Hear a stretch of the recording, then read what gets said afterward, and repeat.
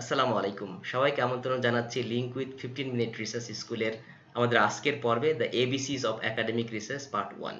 আমাদের আজকের পর্বটা মূলত যারা রিসার্চে একেবারে নতুন, রিসার্চ শিখতে চান কিন্তু এখনো শুরু করেননি, রিসার্চ শুরু করতে চান তাদের জন্য। তো চলুন দেখি আমাদের আজকের পর্বে কি আছে। প্রথমে আমরা যদি গবেষণাটাকে দুইটা ভাগে দেখি বা দুইটা ভাবে চিন্তা করি, তাহলে আপনি যেটা পাবেন সেটা হচ্ছে প্রথমের যে কোন বিষয়টার উপর গবেষণাটা করা দরকার, কেন করতে হবে ওই বিষয়টার উপরে। দ্বিতীয়টা হচ্ছে কিভাবে করতে হবে, কি করতে হবে, কিভাবে করতে হবে। এখন আসুন প্রথমে দেখি কি করতে হবে। এই যে কি করতে হবে সেটা আমরা কোথায় পাবো, কার কাছ থেকে পাবো যে কোন বিষয়টার উপর রিসার্চ করতে হবে। এখন কি করতে হবে এটাকে জানতে যেতে হয়, তাহলে আমরা যে যেই ফিল্ডে আছি, আপনি ম্যানেজমেন্টে আছেন, আপনি সিভিল ইঞ্জিনিয়ারিংয়ে আছেন, আপনি মেডিসিনে আছেন, আপনি ইসলামিক স্টাডিজে আছেন, আপনি বিজনেসে আছেন, তাহলে আপনার এরিয়াতে প্রথম যে জিনিসটা আমাদের দেখতে হবে, আপনার এরিয়াতে তারা কি রিসার্চার কারা, স্কলার্স কারা, রিনাউন্ড পার্সনগুলো কারা, গবেষক কারা, তাদেরকে তাদের তাদের গবেষণা নিয়ে প্রথমে আমাদেরকে রিসার্চ করতে হবে। তাদের গবেষণা নিয়ে, তাদের গবেষণা সম্পর্কে আমার জানতে হবে, কারণ এই মানুষগুলো খুব ডিটেল এবং খুব কম্প্রিহেন্সিভ কাজ করে থাকেন। এবং একাডেমিক রিসার্চের আর একটা বিষয় হচ্ছে কি থিওরি, অ্যাসাম্পশনস, আপনার হাইপোথেসিস, এই বিষয়গুলো, ফ্রেমওয়ার্ক, মডেলস, এই বিষয়গুলো কিন্তু মেইনলি ডেভেলপ করে থাকেন এই গুরুরা বা এই কি রিসার্চার। এই জন্য তাদের সাথে তাদের আর্টিকেলগুলো যদি আমরা প্রথমে পড়ি, তাদের সম্পর্কে প্রথমে বের করি, তাহলে কিন্তু আমরা একটা ভালো ডাইরেকশন পেয়ে যাবো। এই জন্য প্রথমে আমাদের গুগলে যেতে হবে। আপনার এরিয়াতে আপনি যদি ম্যানেজমেন্টে কারা, যেমন আপনি যদি বিহেভিয়ারাল ফাইন্যান্স হন, বিহেভিয়ারাল ফাইন্যান্সে কারা আছে টপ রিসার্চার, কারা হচ্ছে কি গুরুস, যেমন ড্যান এয়ারলি, রিচার্ড থেলার, ড্যানিয়েল ক্যানেম্যান, আপনি এদেরকে পাবেন। এবং এই মানুষগুলোকে যখন আপনি তাদের রিসার্চগুলোকে পড়বেন, এবং তারা অনেকে নোবেল পেয়েছেন বা তাদের অনেক বড় বড় থিওরি তারা তৈরি করেছেন, বিভিন্ন হাইপোথেসিস তারা দিচ্ছেন, বিভিন্ন মডেল তারা দিচ্ছেন। তো আপনি যখন পড়বেন তাদেরকে, তাদের রিসার্চগুলো পড়বেন, কি কি পাবেন আপনি কয়েকটা জিনিস এখানে আপনি কিন্তু পেয়ে যাবেন। একটা যেমন মনে করেন you will find theories and various issues in different theories. যে যে থিওরিগুলো এখন এক্সিস্টিং আছে আপনার এরিয়াতে, সেই থিওরিগুলো নিয়ে কী প্রশ্ন আছে, সেই থিওরির লিমিটেশনগুলো কী আছে, সেগুলো নিয়ে কে চ্যালেঞ্জ করেছে, বা কোন মডেলগুলো নিয়ে চ্যালেঞ্জ হয়েছে, বা কোন কোন ফ্রেমওয়ার্ক তৈরি করা হয়েছে, এগুলো সম্পর্কে একটা আইডিয়া পাবেন। এবং ওভারঅল একটা ওই এরিয়া সম্পর্কে, আপনার এরিয়া সম্পর্কে একটা ভালো আইডিয়া পাবেন, যেটা হচ্ছে একটা রিসার্চ শুরু করার জন্য প্রথম শর্ত। যে আপনার এরিয়া সম্পর্কে জানতে হবে, এরিয়াতে কারা কাজ করছেন, কারা থিওরিগুলো ইন্ট্রোডিউস করেছেন, কোন কোন থিওরি কী কী লিমিটেশন আছে, কোন কোন থিওরিগুলো কীভাবে ইউজ হয়েছে, সেগুলো জানার জন্য এই মানুষগুলোকে পড়তে হবে। এখন প্রশ্ন হলো, তাহলে এইটা শুধুমাত্র এই গুরুদেরকে পড়লেই কি হয়ে যাবে? না, গুরুদেরকে পড়লেই হয়ে যাবে না। দ্বিতীয় জিনিসটা আমাদের কাজটা করতে হবে, সেটা হচ্ছে স্টাডি দ্য কি জার্নালস। কারণ এই যে বড় বড় যে রিসার্চাররা, এরা কিন্তু আপনার খুব কম সংখ্যক আর্টিকেল পাবলিশ করেন, খুব হিউজ ইম্প্যাক্টফুল আর্টিকেল পাবলিশ করেন, খুব ভালো আর্টিকেল পাবলিশ করেন, কম্প্রিহেন্সিভ আর্টিকেল পাবলিশ করেন, কিন্তু নাম্বার কিন্তু ওইভাবে নেই। সুতরাং অনেক সময় রিসেন্ট ইস্যুগুলো আপনি হয়তো ওনাদের আর্টিকেল নাও পেতে পারেন। সেক্ষেত্রে আপনাকে কি করতে হবে, আপনাকে গুগলে যেতে হবে, বা আপনি ওয়েব অফ সায়েন্সে যেতে পারেন, আপনি স্কোপাসে যেতে পারেন, বিভিন্ন ইন্ডেক্স বা আমি পরে শেয়ার করব, এগুলোতে গেলে আপনি পাবেন যে আপনার আপনার এরিয়াতে টপ জার্নাল কি। সে ফর এক্সাম্পল আপনি মার্কেটিংয়ে রিসার্চ করছেন, তো মার্কেটিংয়ে journal of marketing say for example top journal, তো এরকম আপনি টপ 10 বা 20 জার্নাল আপনি পাবেন। এই জার্নালগুলোর যে আর্টিকেলগুলো লেটেস্ট পাবলিশ হয়েছে সেগুলো আপনাকে পড়তে হবে। একটা কথা মনে রাখবেন, যদি আপনি রিসার্চ শিখতে চান বা রিসার্চ জানতে চান বা রিসার্চে আসতে চান, প্রথম শর্ত হচ্ছে আপনাকে একটা ধৈর্য থাকতে হবে, একটা পজিটিভ অ্যাটিটিউড থাকতে হবে। এটি কিন্তু একটা টেস্ট ক্রিকেট খেলার মতো, আপনার কিন্তু ধৈর্য নিয়ে টিকে থাকতে হবে। এটা কিন্তু টি-20-র মতো না যে আপনি একদিন পড়বেন আর হয়ে যাবে না, এমন হবে না। হ্যাঁ, তো আপনার কি করতে হবে, এই যে বিশেষ করে রিসেন্ট, যেমন আপনি 2020-র হয়তো লেটেস্ট ইস্যুটা পড়লেন, অথবা 2021-এর জানুয়ারির যদি কোনো ইস্যু থাকে বা জার্নাল আর্টিকেল বের হয়, সেগুলো আপনি পড়তে পারেন। এগুলো পড়লে কি হবে, আপনি এরকম 4টা-5টা বিষয় পাবেন। যেমন আপনি কারেন্ট আপনার এরিয়াতে কি কি বিষয় নিয়ে মানুষ আলোচনা করছে বা গবেষণা করছে, সেগুলো জানতে পারবেন। দ্বিতীয়ত হচ্ছে, এই যে বড় বড় মানুষগুলো যে থিওরিগুলো তৈরি করেছে বা ফ্রেমওয়ার্ক দিয়েছে বা মডেল তৈরি করেছে, সেগুলো কিভাবে ব্যবহার হচ্ছে, বিভিন্ন ডেটা কালেক্ট করে রিসার্চাররা কিভাবে ব্যবহার করে পেপার পাবলিশ করে, সেটা আপনি বুঝতে পারবেন। কিভাবে হাইপোথিসিস ডেভেলপ করতে হবে, কিভাবে টেস্ট করতে হবে, কিভাবে আপনার ফ্রেমওয়ার্ক তৈরি করতে হবে, সেগুলো একটা আইডিয়া পাওয়া যাবে। এবং আরেকটা যেটা ইন্টারেস্টিং, সেটা হচ্ছে আপনি ভবিষ্যতে কি করতে হবে।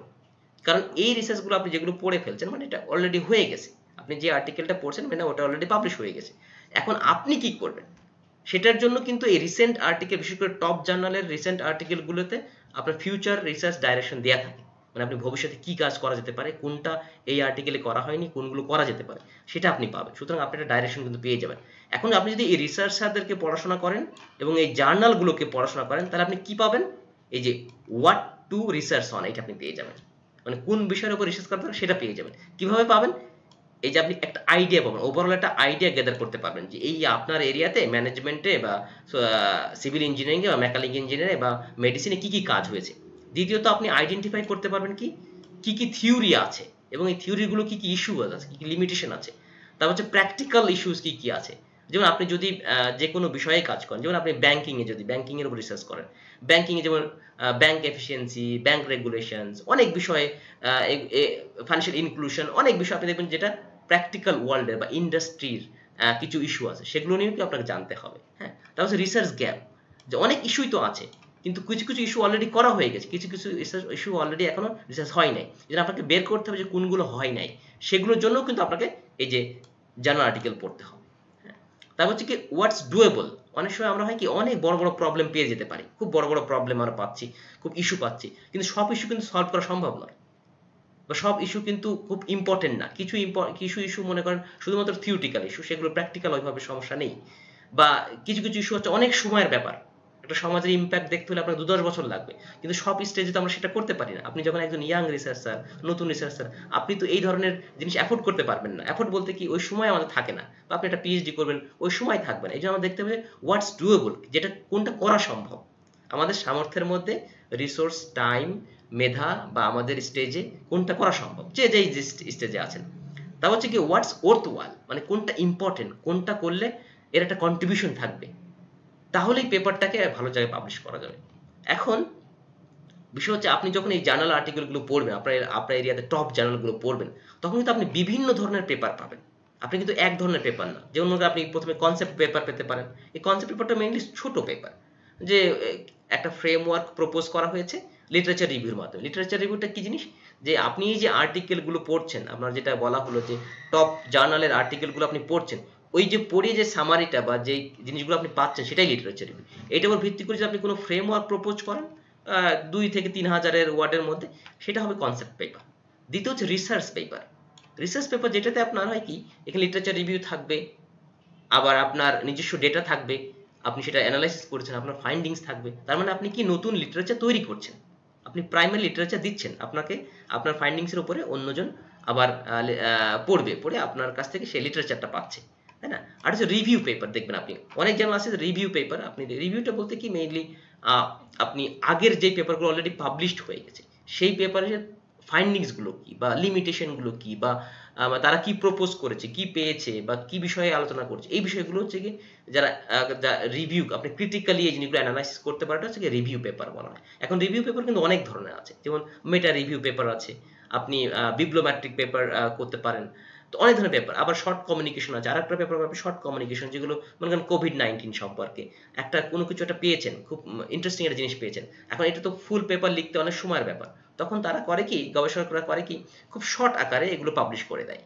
যাতে করে মানুষ এইটা সম্পর্কে জানতে পারে, এই ফাইন্ডিংসটা নিয়ে। ও লেটার্স থাকে, সেটা হচ্ছে comments to the existing article, মানে এক্সিস্টিং আর্টিকেলে যদি কোনো সমস্যা থাকে বা কোনো মেথোডিক্যাল ভুল বা কোনো বিষয়ে নিয়ে কন্ট্রাডিক্টরি থাকে, তাহলে অনেকে বড় বড় রিসার্চাররা নর্মালি সেটার উপর কমেন্ট করে আবার পেপার লেখেন।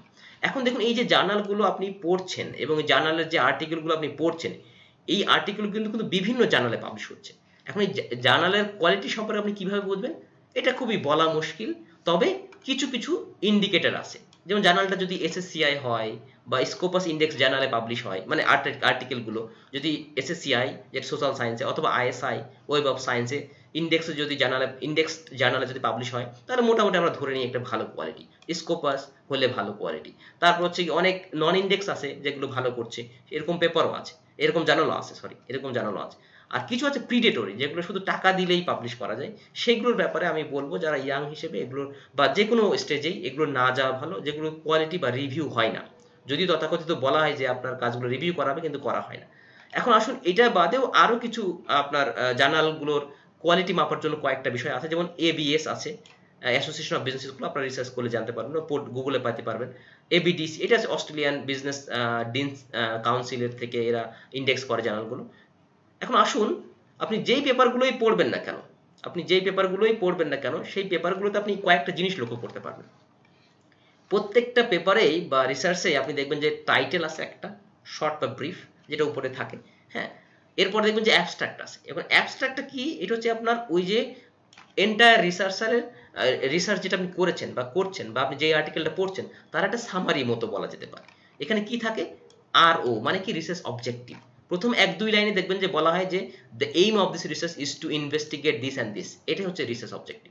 তারপরে মেথডটা কিভাবে যে করেছে তারা, যেটা আমরা এই আজকের এই টকে আলোচনা করব না। আমরা আজকে শুধু জানতে চাইব যে কি মানে কি করতে হবে, মানে কোন বিষয়টা রিসার্চ করা যাবে, সেটা নিয়ে আমরা আজকে কথা বলছি। তো মেথডটা সম্পর্কে আপনি জানতে পারবেন, কি তারা পেয়েছে সেটা জানতে পারবেন। আর হচ্ছে পলিসি ইমপ্লিকেশন, কারণ আমাদের যে রিসার্চগুলো করা হয় সেটা পলিসি মেকারদের জন্য করে লাভ হবে, গভর্নমেন্টের জন্য কি লাভ হবে, ইন্ডাস্ট্রির জন্য কি লাভ হবে, সেটার একটা ব্যাপার। এখন এটার পরে আপনি আবার দেখবেন যে ডিটেলসে যখন আপনি ইন্ট্রোডাকশনটা পড়বেন তখন দেখবেন যে সেখানে রিসার্চ অবজেক্টিভ খুব ক্লিয়ারলি বলা আছে। তারপর আপনার এর আগে আপনার রিসার্চ ব্যাকগ্রাউন্ড সম্পর্কে বলা হয়েছে। এখন যে কোনো রিসার্চকেই আপনি যখনই যে কোনো রিসার্চ করবেন, রিসার্চটা মেইনলি দুইটা ভাগে বিভক্ত করা যেতে পারে বা দুইভাবে করা হতে পারে। একটা হচ্ছে কোয়ালিটেটিভ আর একটা হচ্ছে কোয়ান্টিটেটিভ। হ্যাঁ, কোয়ান্টিটেটিভ আর কোয়ালিটেটিভ। কোয়ান্টিটিভটা কি জিনিস?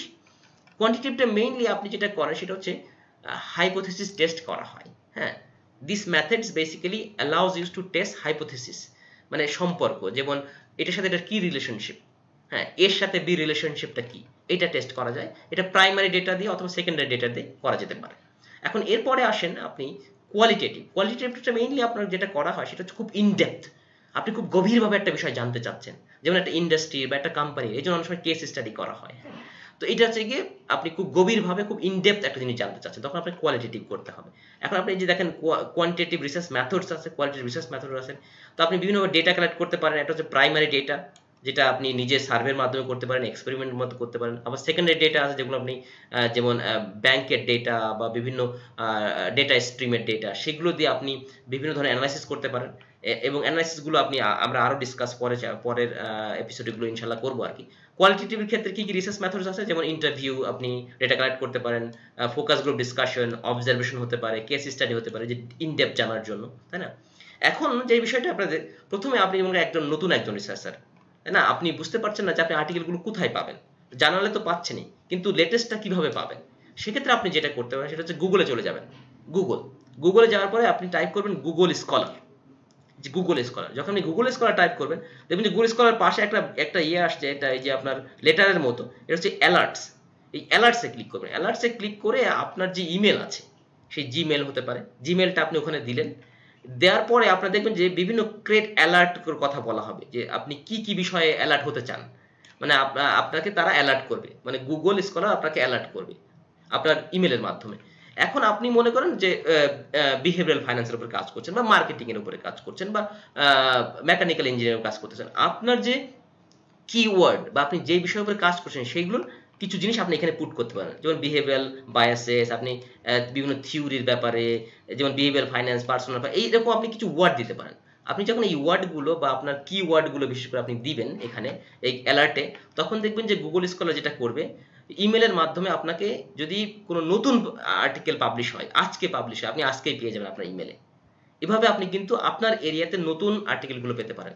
এবং এই যখন আর্টিকেলগুলো আপনি পড়তে থাকবেন বা প্রতিনিয়ত দেখবেন আর্টিকেলগুলো, তখন কিন্তু আপনার একটা আইডিয়া তৈরি হবে।